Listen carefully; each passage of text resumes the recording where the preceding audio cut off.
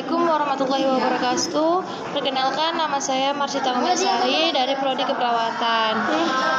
Di sini saya akan menjelaskan tentang PPT saya, yaitu yang berjudul anemia hemolitik.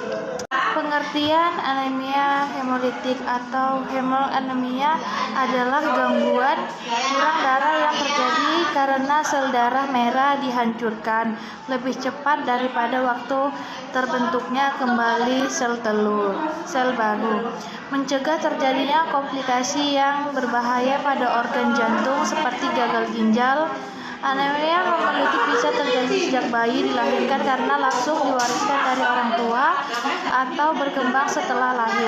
Kondisi anemia hemolitik yang didapat bukan karena keturunan, bisa disebabkan karena kondisi medis tertentu.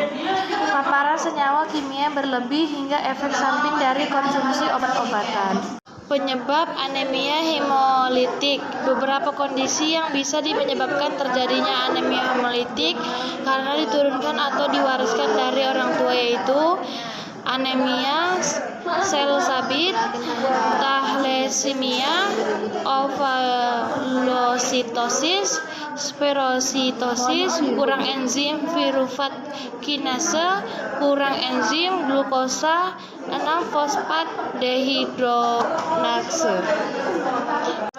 Gejala anemia hemolitik.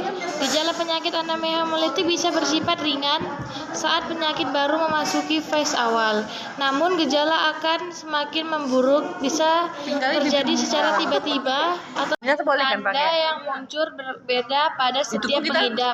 Tetapi gejala yang terjadi antara lain kulit terlihat pucat, sering pusing, tubuh cepat merasa lelah, demam, urin berwarna gelap, bagian putih mata yang kuning menguning atau mengalami penyakit kuning. Perut terasa sangat tidak nyaman karena terjadi pembesaran organ hati dan limfa. Jantung sering berdebar atau jatuh cinta. Diagnosis gangguan imunodefisiensi.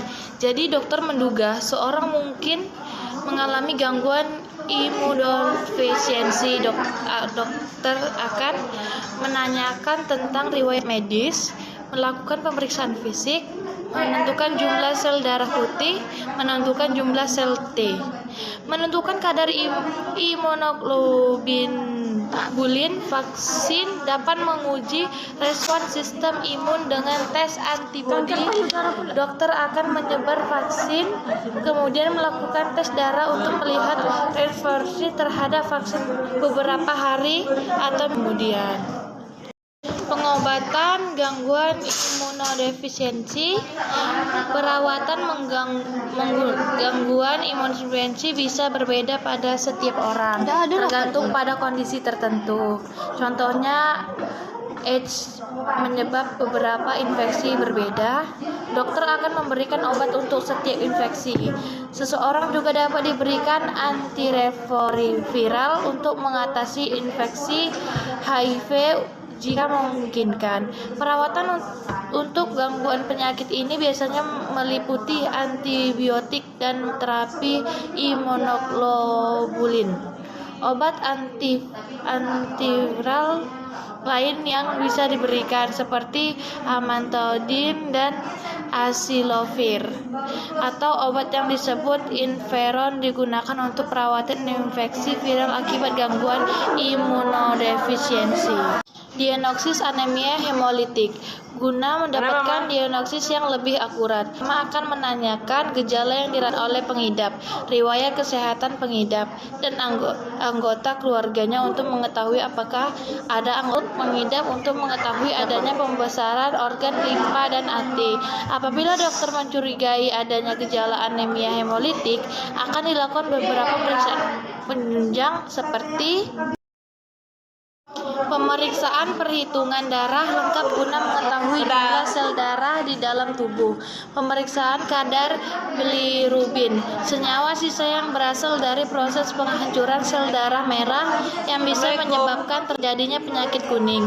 Pemeriksaan guna mengetahui kemungkinan antibodi justru menyerang sel darah merah. aspirasi sumsum tulang guna mengetahui bentuk maupun tingkatan kematangan dari sel darah merah.